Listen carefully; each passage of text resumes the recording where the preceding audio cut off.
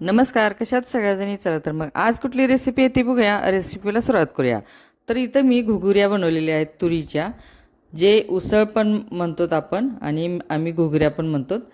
तर पेरणी झाल्यानंतर जे बी उरतं ना पेरून तुरीचं किंवा हरभऱ्याचं, तर त्याच्या घुगऱ्या बनवतात. तर हे आहे तुरीच्या घुगऱ्या बनवायच्या आहेत. तर चला, तूर स्वच्छ पाण्याने धुवून घ्यायची आणि ह्याला रात्रभर असंच पाण्यामध्ये झाकून ठेवायचं.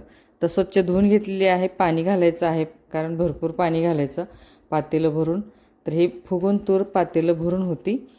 तर बघा आता हे रात्रभर असंच ठेवायचं आहे आपल्याला झाकून.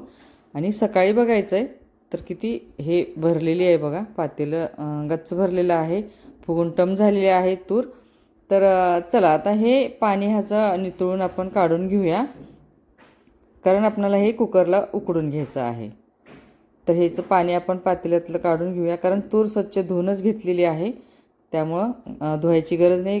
पाणी स्वच्छ धुवून काढून घ्यायचं आणि हे कुकरला पातेल्यातली तूर जी ठेवलेली आहे ना, तर ते कुकरमध्ये टाकायचं. आणि हे शेंगदाणे मी रात्री वेगळं भिजायला घातलेले होते, कारण हे वांज करू नये असं म्हणतात, कारण त्यामध्ये हरभरे किंवा थोडेसे शेंगदाणे टाकायचे. तर ते पण भिजवूनच टाकायचं, त्याला पण रात्रीच भिजत घालायचं. आणि हे घुगऱ्या उकडायला ठेवायच्या कुकरला. 1-2 ते 3 शिट्ट्या घ्यायच्या मस्त बारीक गॅसवरती.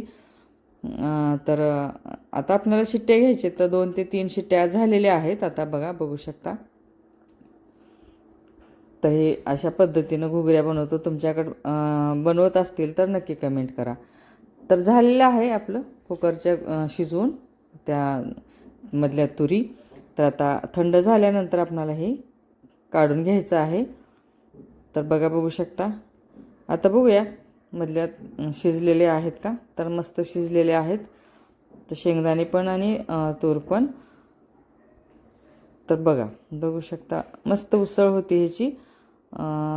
तर बघा ह्या अशा पद्धतीने शिजवून घ्यायचं, कारण हे जास्त पण शिजवलेलं नाही चांगलं लागत, थोड्याशा आणि बरंच हव्या. तर लहान लेकरांसाठी मग हे असं मऊ शिजवलं पाहिजे, नाहीतर पोटात दुखतं, म्हणून थोडंसं जास्त शिजवलेले आहेत. का आता कुकरमधल्या काढून घेतल्या चाळणीमध्ये, कारण जे पाणी असतं ते सगळं निथळून निघतं. तर आता आपल्याला ह्याची फोडणी तयार करायची आहे. कांदा भरपूर घालायचा असतो उसळीला. तर आता कढई ठेवायची.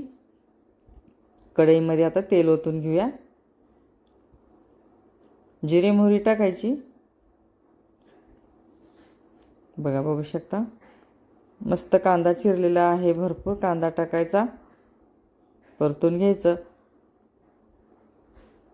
आणि हे मस्त पाणी आता नितळून हे झालेले आहेत. शेंगदाणे पण मस्त भिजलेले आहेत, उकडून निघालेले आहेत.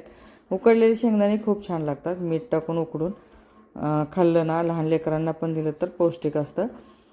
तर आता हे तिखट, मीठ, हळद आणि हे मसाला, जे गरम मसाला जे कुठलाही वापरतात तुम्ही वापरू शकता. तर इथं मी घरकुल मसाल्याची पुडी वापरलेली आहे. तर हे मध्ये मिक्स करूया, फोडणीमध्ये टाकून मिक्स करून घेऊया. आता झालेलं आहे मिक्स. तर हे झालं ना, तर आपल्याला ह्यामध्ये जे हरभरे आपण हे तूर ओतून घेतलेली चाळणीमध्ये पाणी नितळायला ठेवलेली, तर ते फोडणीमध्ये घालून घेऊया. आता परतून घ्यायची आहे, मस्त मिक्स करून घेऊया. तिखट मीठ सगळं एकदम छान लागतं. आता झालेली आहे उसळ, बघा मिक्स करून झालेली आहे. तर आवडली असेल तर नक्की कमेंट करा, शेअर करा, सबस्क्राईब करा. सबस्क्राईब करायला अजिबात विसरू नका. तर कशी झालेली आहे उसळ, आवडली का. तर हे बघू शकता. इथं लाईट गेलेली आहे. इथं गावाकडं काय होतं, लाईट जाती लगेच पटकन येते. तर झालेली आहे, सर्व करायला घेतलेलं आहे.